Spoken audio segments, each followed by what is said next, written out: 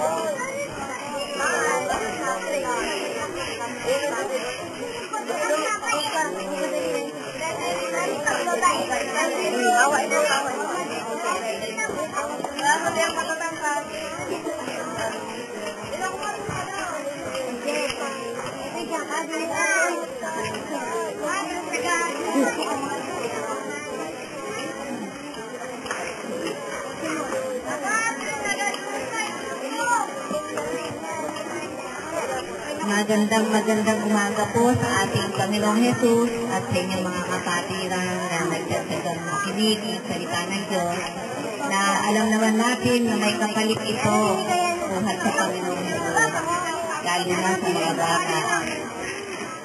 Ang programa natin ay pasisimulan natin na isang kantahin na ipagkakaroon natin sa Panginoong Jesus. Mahina. Medyo malakas ang maganda.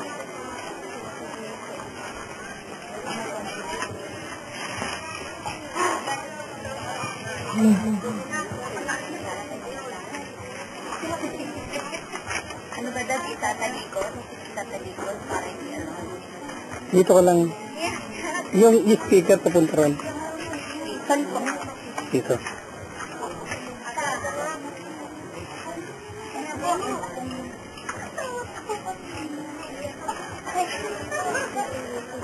Yung mga bata, kakanta kayo ha?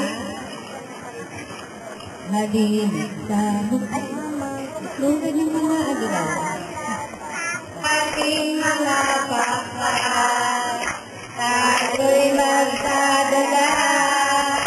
Ang buhay at bigyan sa mga anak ng Diyos na langhina. Halika na! Bumahay na, ipahayag ang tagumpay na. Halika na,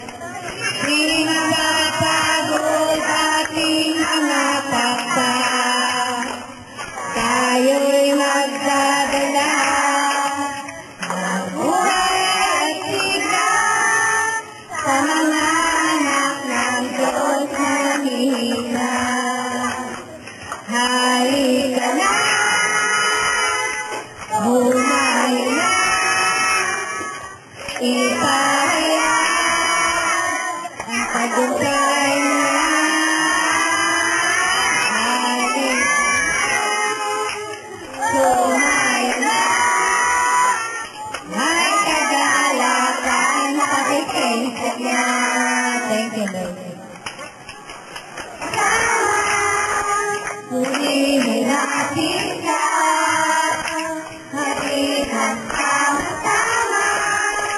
Purihin natin siya, ipalakpak ang iyong kamay, itaas ang ilaway, lahat ay magsabing Diyos ay buhay. Hatihan sama-sama, purihin natin siya, hatihan sama-sama, purihin natin siya, ipalakpak ang iyong kamay, itaas ang ilaway, lahat ay magsabing Diyos ay buhay. Lahat ay magsabing Diyos ay buhay. Tunay natin buhay na buhay ka sa bawat isa sa amin, Panginoon.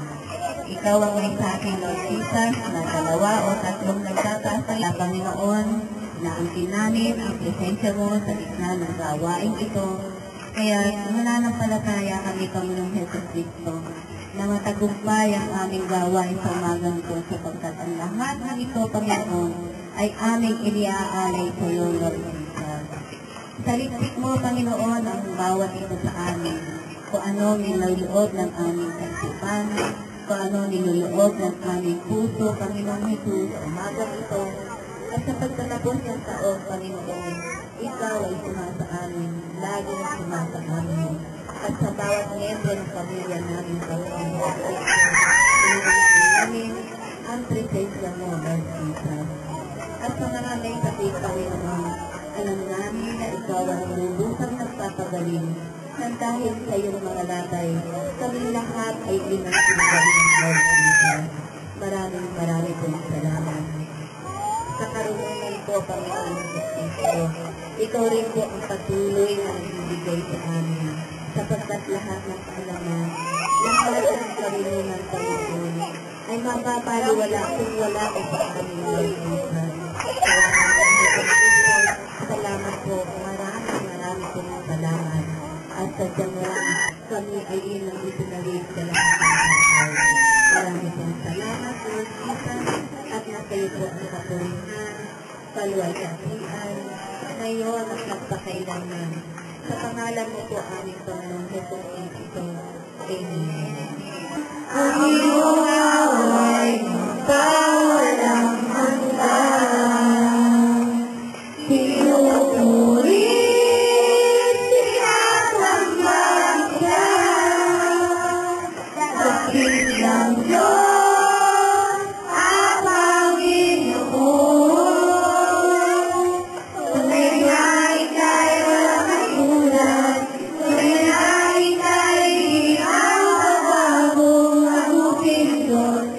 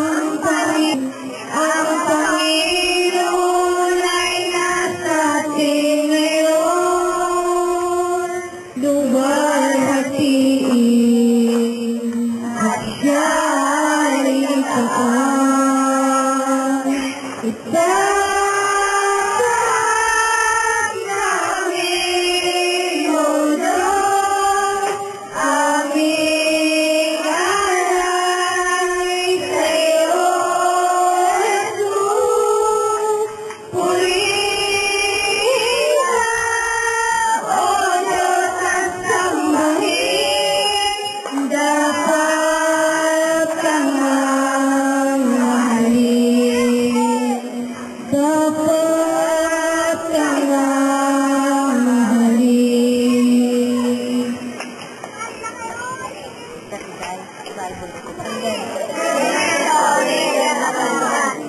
to make my salvation. He only is my rock and my salvation. He is my defense, I shall not be greatly moved. How long will you imagine?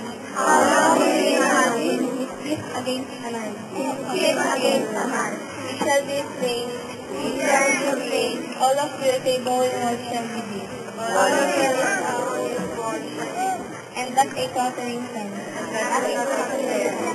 They only conclude to cast him down.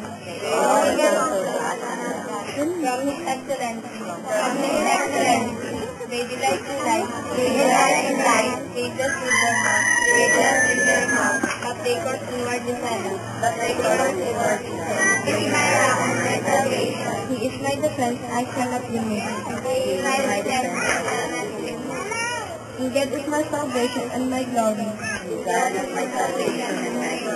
The rock of my strength and my refuge is in God. Trust in Him at all times. People, pour out your heart before Him. God is a refuge for us sinners. Surely men of low degree are vanity, and men of high degree are a lie. To believe in the balance, they are of long mercy, for true and the rest, to every man, according to his work.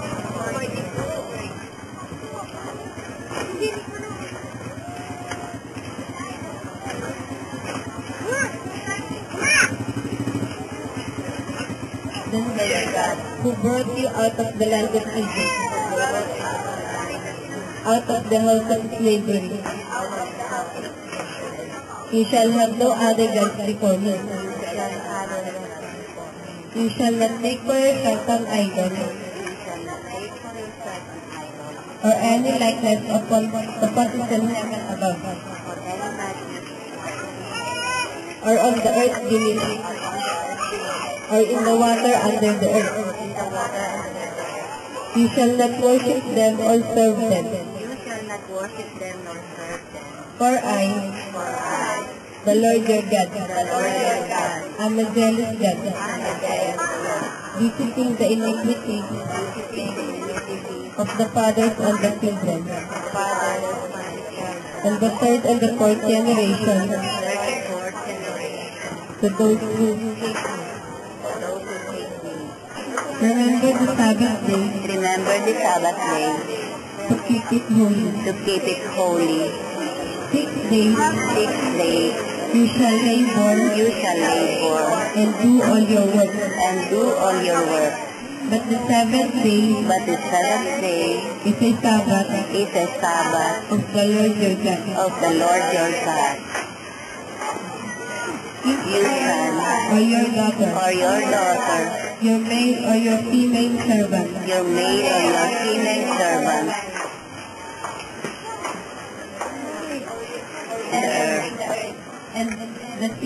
and the sea, and all the fish, that your days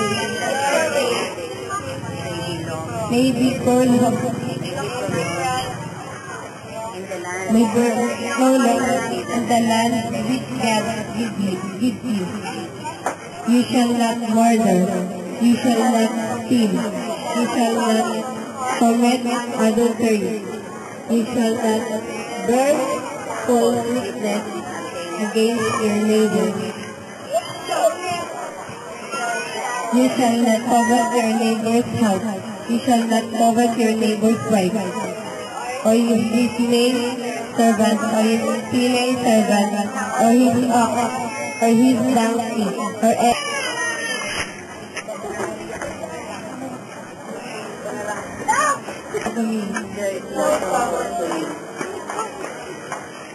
and it is a safeguard for you.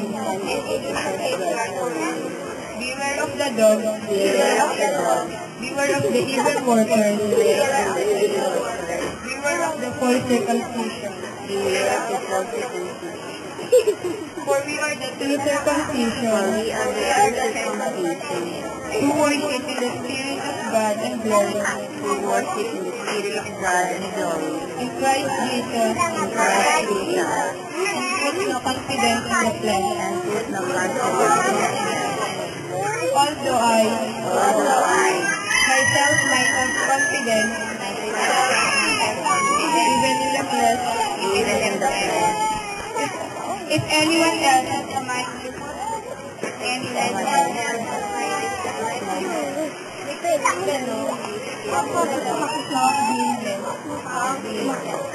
but whatever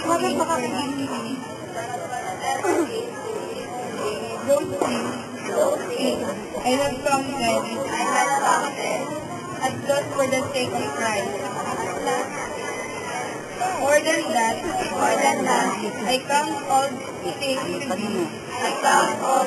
to be lost in view of the surpassing value of knowing Christ Jesus my Lord. For whom I have suffered the loss of the things, and count them but rubbish, so that I may gain Christ, and may be found in Him, not having a righteousness of my own derived from the law, but that which is through faith in Christ, the righteousness which comes from God, leading to faith, that I may know Him in the power of His resurrection, and the fellowship of His suffering, comfort of His death, in order that I may attain to the resurrection, already become perfect, but I press also, that I may wait hold of God, for making myself as having made hold of His death. But one thing I do, forgetting what lies behind and pushing forward to what lies ahead. I press toward the goal for the prize of the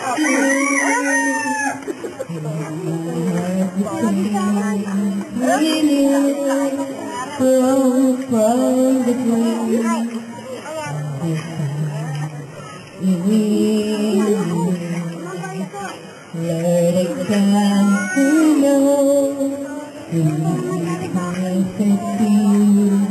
in me will be safe away. Goodbye.